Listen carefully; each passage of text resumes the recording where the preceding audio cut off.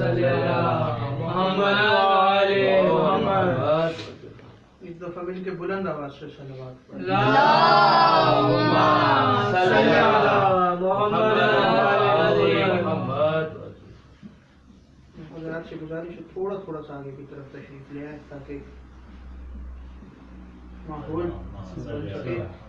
برائے خوشنودی امام زمانہ بلند تر صلوات. اللہم صل علی محمد وآل محمد.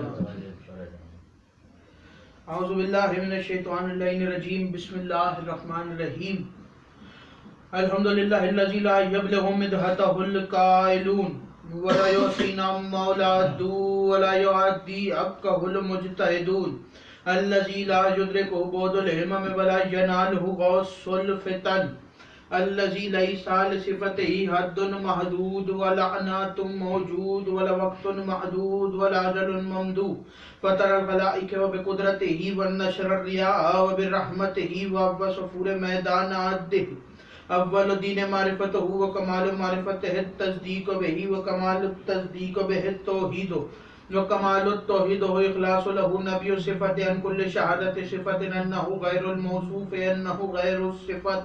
فمن وصف اللہ سبحانہ فقد کرنہ فمن کرنہ فقد ثناہ فمن ثناہ فقد جزاہ فمن جزاہ فقد جہلہ فمن جہلہ فقد اشارہ الیہ فقد اشارہ الیہ فمن عدہ فقد عدہ. الصلاۃ والسلام والتحیۃ والاکرام علی النبی الرحمت وقادر المغفرۃ وقائد خیر والبرکۃ ومنتزل بعد من الحلقۃ سیدنا و مولانا ابوالقاسم محمد. اللہم صل علی محمد وآل محمد. دعا ہے پروردگار عالم سے کہ آپ حضرات کو اس فرش پہ چلایا میرا عظیم خالق اللہ اپنی بارگاہ میں قبول و منظور فرمائے. کوئی غم نہ دے سوائے غم حسین کے. اللہ کو دعاؤں کی ایک دعا میرے اللہ قبر کی پہلی رات ہو زیارت امیر نصیب فرما. قیامت کا دن ہو شفاعت شبیر نصیب فرما. محشر کے روز خاتم میں قرآن خاتم میں دامن اہل بیت نصیب فرما. ہمارے آخری وارث کا ظہور جلد سے جلد فرما. ہمیں ایمان کے انوار و انصار میں شامل فرما. ہر روادار کو مرنے سے پہلے لازمی ایک مرتبہ تمام زیارات مقدسہ کی زیارت نصیب فرما. تمام دعاؤں کو قبولیت تک پہنچائیں. سہارا درود کا ایک دفعہ مل کے سارے بلند آواز سے صلوات.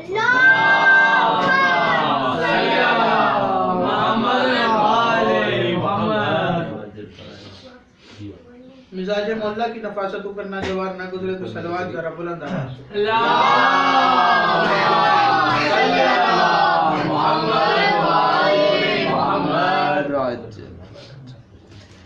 وقت بہت ہو گیا ہے اور میں جانتا ہوں کہ تعداد تھوڑی ہے لیکن علی والے ایک بھی ہو تو وہ لشکروں کے برابر ہو.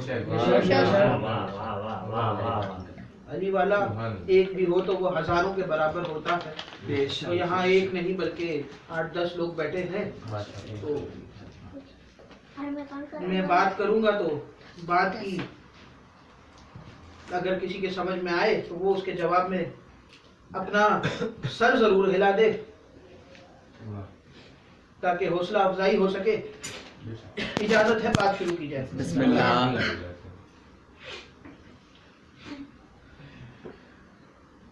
زمانے کے امام کی معرفت ہر دل میں واجب، ہر شخص پہ واجب ہے کہ وہ اس کے دل میں اس کے زمانے کے امام کی معرفت ہو. ہر دور میں اللہ نے ایک حجت کو اتارا اور اس حجت کی معرفت اس قوم پہ، اس حجت کے ماننے والوں پہ واجب رکھے. ان پہ یہ واجب کیا کہ جس کے دل میں اس زمانے کے حجت کی معرفت ہوگی وہ ہی خدا کے سب سے زیادہ قریب ہوگا. توجہ میری طرف رکھنا. جس کے دل میں زمانے کے حجت کی معرفت ذرا سی بھی ہوگی وہ خدا کے بہت قریب ہوگا. بے شک. اب وہ چاہے آدم نبی ہو، नूह नबी हो, 1,24,000 अंबिया खुदा ने भेजे और हर नबी को अपने ज़माने की हुज्जत बना के भेजा। आदम की कौम पे आदम की मारिफत वाजिब थी, नूह की कौम पे नूह की मारिफत वाजिब थी। अगर किसी के जहन में वो नूह के दौर की वो बूढ़िया वाला वाक़या हो, वाह वाह वाह, कैसे ज़माने के सुभान हुज्जत की मारिफत होनी चाहिए। सुभान जनाब मूसा उनकी कौम पे भी उनकी हुज्जत की मारिफत, उनकी कौम पे भी उनकी मारिफत को वाजिब करार दिया गया। वाह। अब वो अलग बात है कि मूसा की कौम बड़ी मुश्किल से और बड़े ही लाड और प्यार से मुसलमान हुई थी। जनाब मूसा ने बड़ी ही मुश्किल से 80 लोगों को मुसलमान किया, और जब वो कौम मुसलमान हुई तो उन मूसा के चाहने वालों ने, जिन्होंने मूसा का कलमा पढ़ा था, उन्होंने कहा कि मूसा, अब हमने तेरा कलमा पढ़ लिया है, और जब तेरा कलमा पढ़ा है तो हम फिरौन के दरबार में नहीं जा सकते। अगर फिरौन के दरबार में गए तो फिरौन हमें कत्ल कर दे। नौकरी हमारे पास है नहीं, क्योंकि नौकरियां सिर्फ और सिर्फ फिरौन के दरबार में है। काम हमारे पास है कोई नहीं, हम काम कोई कर नहीं सकते। अगर काम नहीं करेंगे तो हमारे पास पैसे नहीं आएंगे, पैसे नहीं होंगे तो हम खा नहीं सकेंगे। अब मूसा, हमने ये जनाब मूसा अलैहिस्सलाम की कौम जनाब मूसा से कह रही है, तवज्जो मेरी तरफ, कि मूसा हमने तेरा कलमा तो पढ़ लिया है, फिरौन के पास जा नहीं सकते। अगर फिरौन को पता चल गया कि हम तेरे मानने वाले हैं तो फिरौन हमें वही कत्ल कर देगा। अब ये आप पर वाजिब है मूसा कि आप हमारे लिए रहने का और खाने पीने का इंतजाम करें। वाहिद नबी है जनाब मूसा जिनकी कौम के लिए जन्नत से खाने आते थे, जिनकी कौम के लिए जन्नत से खाने आते थे। वो एक मर्तबा मौलाना इस्माइल साहब से किसी ने पूछा था, हमारे मजहब के बहुत बड़े मनाजिर गुजरे हैं कि ए इस्माइल, ये बताओ कि तुम शिया जो हो, ये बार बार कहते हो कि अली की तलवार आसमान से नाजिल हुई। तवज्जो, अली की तलवार आसमान से नाजिल हुई। उन्होंने कहा कि हाँ बेशक, इसमें कोई शक नहीं, हमारा अकीदा है कि मौला की तलवार आसमान से नाजिल हुई और ओहद के मैदान में आई। अच्छा, उस बंदे ने जिसने सवाल किया वो दूसरे फिका का मौलवी था। उसने तंज करते हुए कहा कि मौलवी इस्माइल, तलवार बनती है तंदूर में, लोहे को गर्म करने से। जब लोहे को तंदूर में रखा जाता है तो लोहा गर्म होता है। अल्लाह ने, उन्होंने तंज करते हुए जनाब इस्माइल को कहा कि क्या अल्लाह ने जन्नत में तंदूर लगाया हुआ जो वो तलवारें बना बना के भेज रहे हैं जमीन पर? तो जनाब इस्माइल ने मुस्कुरा के कहा, हाँ बेशक, अगर अल्लाह ने जन्नत में तंदूर लगाया हुआ है, अली की तलवार जन्नत से ही आई है। उसने कहा कैसे? जनाब इस्माइल ने मुस्कुरा के कहा, वहीं से बन के आई है जहां इस मूसा की कौम के लिए खाने पकते रहे थे।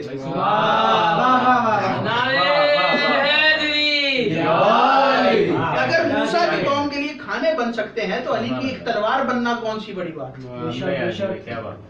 हर कौम के हुज्जत की मारिफत लाजिम है। बेशक बेशक। सरकार इमाम मूसी काज़िम अलैहिस्सलातु वस्सलाम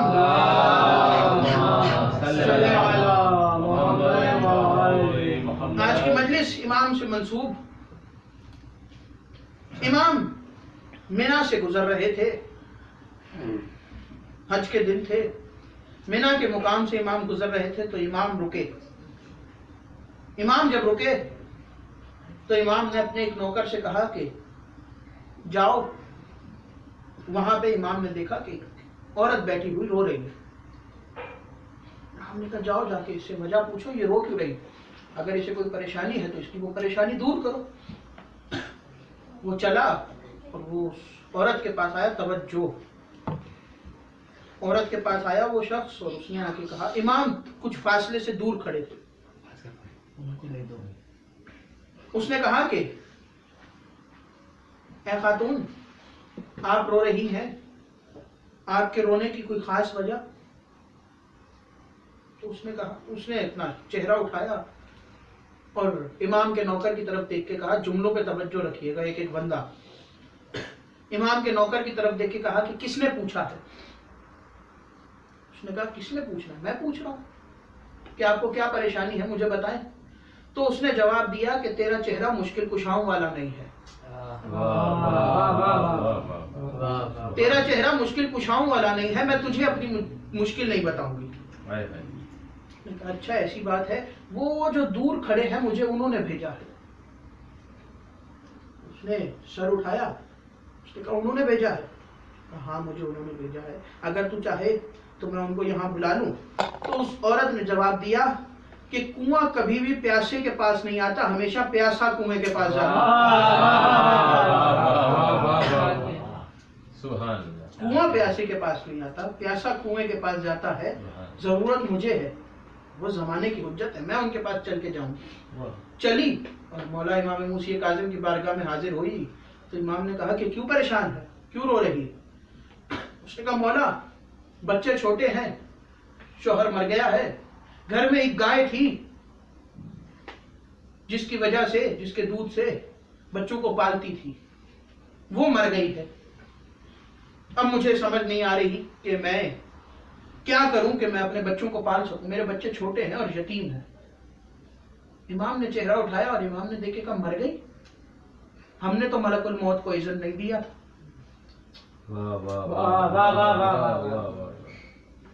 مر گئی؟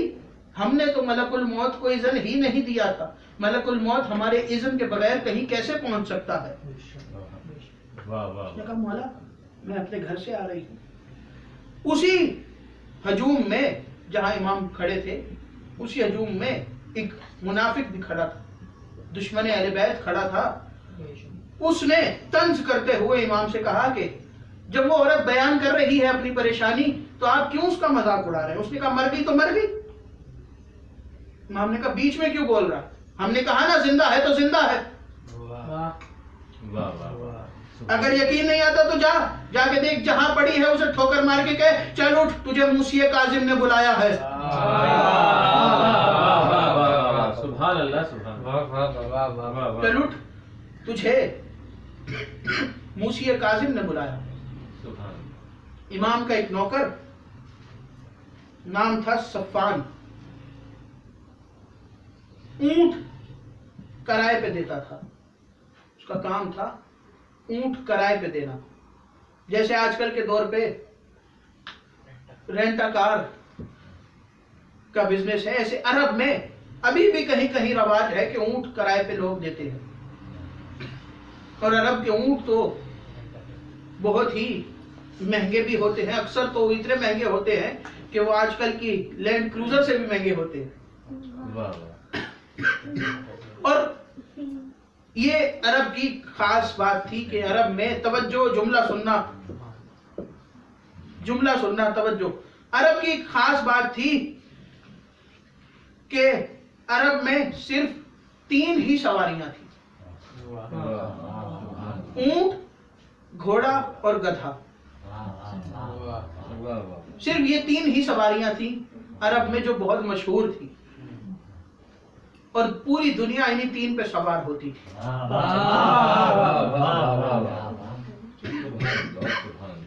پورے عرب والے صرف انہی 3 پہ سوار ہوتے تھے، اور گھوڑا۔ پورے عرب والے صرف انہی 3 کے چکر میں رہتے تھے اور انہی 3 کے اوپر سوار ہوتے تھے۔ اس کا یہ کام تھا کہ وہ اونٹ کرائے پہ دیتا تھا اور لوگ اس سے لے کے جاتے تھے، اس کو بڑا منافع ہوتا تھا، اور اکثر اس زمانے کا بادشاہ ہارون رشید بھی اس سے اونٹ کرائے پہ لیا کرتا تھا۔ اور ہارون اکثر جب لمبے سفر پہ جاتا تو 200-250 اونٹ اس سے کرائے پہ لے کے جاتا۔ ایک دن امام نے اس کو بلایا اور اس کو بلانے کے بعد کہا کہ ہم نے سنا ہے کہ تم اونٹ کرائے پہ دیتے ہو۔ جی مولانا میرا کام ہے اور اکثر اوقات تو مجھے بڑا منافع ہو جاتا ہے۔ تو امام نے کہا کہ توجہ، امام نے کہا کہ ہمارے دشمن کو کبھی بھی اونٹ کرائے پہ نہ دینا۔ ہمارے دشمن کو کبھی بھی اونٹ آج کے بعد کرائے پہ نہ دینا. اس نے کہا مولا میرا کام ہے, میں اگر کسی کو نہیں دوں گا, میرے پاس تو جو آتا ہے میں اسے دے دیتا ہوں. تو امام نے کہا کہ آج کے بعد جو ہمارا دشمن ہے اسے نہ دینا. کہا مولا آپ کا مطلب کیا ہے؟ امام نے کہا کہ جب تم ہمارے دشمن کو اونٹ کرائے پہ دیتے ہو تو اس کی واپسی کے لیے اس کی سلامتی کی دعا بھی کرتے ہو.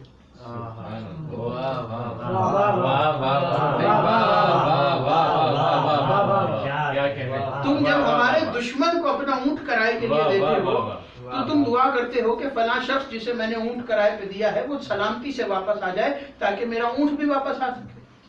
مولا میں دعا کرتا ہوں, اور جب بھی کسی کو دیتا ہوں میں دعا کرتا ہوں. تو امام نے فرمایا کہ ہمارے دشمن کے لیے دل میں ذرا سی بھی محبت رکھنا گناہ ہے.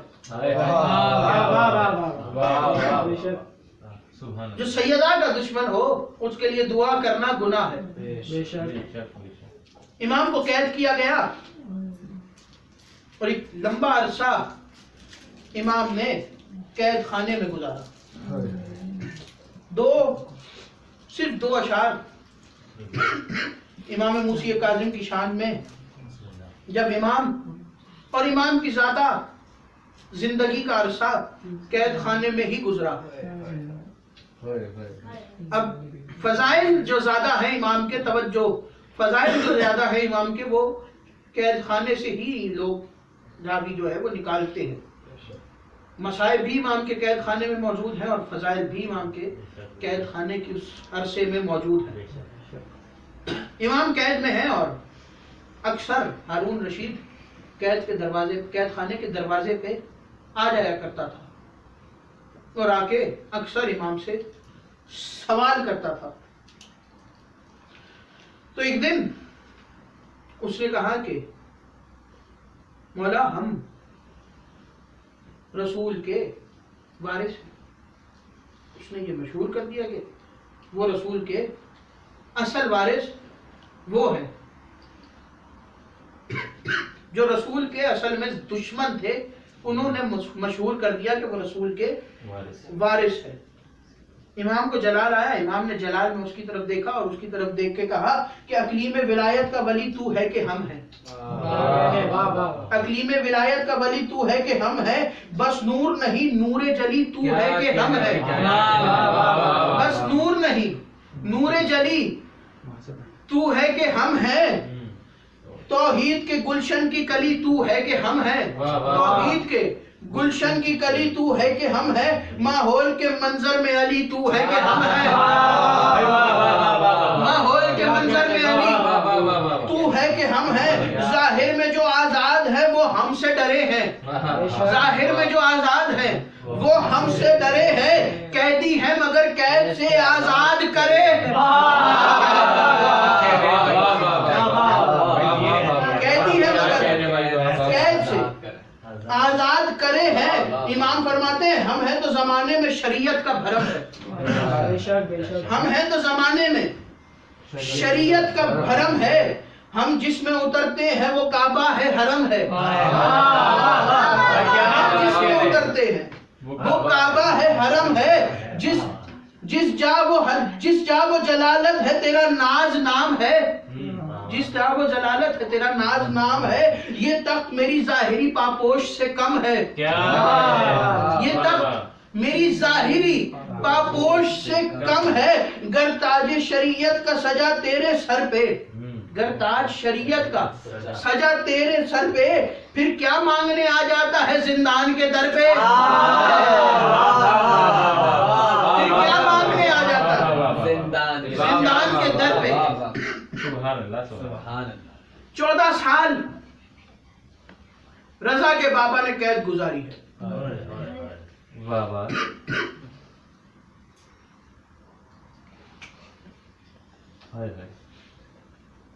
مدینہ میں قبر رسول پر مولا قرآن پڑھ رہے تھے. جب سرکار امام موسی کاظم کو قید کیا گیا, نانا کے روزے پہ قرآن پڑھتے پڑھتے ہاتھوں میں زنجیریں آ گئی. सिपाहियों ने हाथों में जंजीरें बांधी और कैद किया गया और कहा गया कि आपको बसरा लेके जाया जा रहा है। तो इमाम ने कहा कि मेरी गुजारिश है कि मुझे थोड़ा सा वक्त दे दो, मैं अपने घर से होके आ जाऊं। तो उन्होंने फौरन कहा कि आपकी कोई जमानत है? रसूल की औलाद से जमानत मांग रही थी दुनिया, आपकी कोई जमानत देगा? अज़ादारों, मस्जिद नबवी में उस वक्त जितने मुसलमान बैठे थे, इमाम ने एक मर्तबा दाईं तरफ देखा तो जितने बैठे थे सारे उठ के चले गए। इमाम ने जब बाईं तरफ पलट के देखा तो जितने बाईं तरफ बैठे थे वो भी सब उठ के चले गए। तन्हा मस्जिद में इमाम रह गए। इमाम ने इतना कहा कि मुझे घर जाने दो। उन्होंने कहा कोई जमानत है? जब सब छोड़ के चले गए तो सामने बाजार था, बाजार में से अपनी दुकान छोड़ के एक यहूदी दौड़ा और दौड़ते दौड़ते सिपाहियों के पास आया और उसने आके कहा कि मैं इमाम की जमानत देता हूं, उनको जाने दो और जब तक मूसी काजिम वापस ना आ जाए उनकी जगह जंजीरें मेरे हाथों में पहना दो। तो उन्होंने कहा कि तू तो यहूदी है, तू इस मूसी काजिम की जमानत क्यों दे रहा है? उसने रो के कहा कि मुझे 10 बरस गुजर गए इमाम के पड़ोस में रहते हुए, मुझे आज पता चला कि मूसी काजिम की कोई बेटी भी है। मुझे आज पता चला कि इनकी कोई बेटियां भी है। 10 बरस में आज तक इमाम के घर से किसी मस्तूर की आवाज नहीं आई। अज़ादारों, रिवायत को, मक्तल को 2 शहादतें कभी नहीं भूली और दोनों शहादतें इतनी सख्त हैं कि मक्तल के रावी कभी इस शहादत को भूल ही नहीं पाए और दोनों ही बहुत मजलूम हैं। इसकी वजह यह है कि जब ये दोनों शहीद हुए तो दोनों इस दुनिया से जाते हुए तड़प ना सके। जब कोई इंसान मरता है तो वो मरते हुए तड़पता है, लेकिन ये दोनों इतने मजलूम हैं कि इस दुनिया से जाते हुए तड़प ना सके। पहले शहीद का नाम है अब्बास। पहले शहीद का नाम है अब्बास। अज़ादारों, जब जनाबे अब्बास शहीद हुए तो अब्बास के पास तड़पने के लिए जिस्म नहीं था और दूसरे शहीद का नाम है मूसी काजिम। जब 7वें इमाम को शहीद किया गया तो मूसी काजिम को जहर मिली हुई थी और इमाम के पास तड़पने के लिए जगह नहीं थी। इमाम को जिस कैद खाने में रखा गया, इमाम के उस कैद खाने में लोहे की मीखें लगी हुई थी, इमाम को जहर मिली। इमाम तड़पते थे तो दाएं की मीखें इमाम की पसलियों में बेबस हो जाती थी। इमाम बाएं मुड़ते तो बाएं की मीखें इमाम की पसलियों में बेबस हो जाती। कैद किया गया इमाम को, बसरा में रखा गया। एक साल गुजरा तो बसरा के हाकिम ने कहा कि बगदाद के हाकिम से कहा कि तू जितने चाहे मुझे कैदी दे दे, लेकिन इस वाहिद कैदी को मेरे पास से ले जा। बगदाद के हाकिम ने पूछा कि क्यों, तुझे इससे क्या मसला है? उसने कहा मुझे इससे कोई मसला नहीं, हर वक्त खामोश रहता है, जिक्र खुदा में मसरूफ रहता।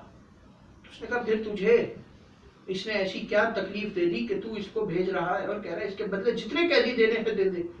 उसने कहा, बसरा का हाकिम कहता है ये सारा दिन कुछ नहीं करता, सिर्फ जिक्र इलाही में मसरूफ रहता है, लेकिन जब शाम का वक्त होता है ना तो जिन्नान के दर पे आके शाम की तरफ मुंह करके रो रो के कहता है अशाम।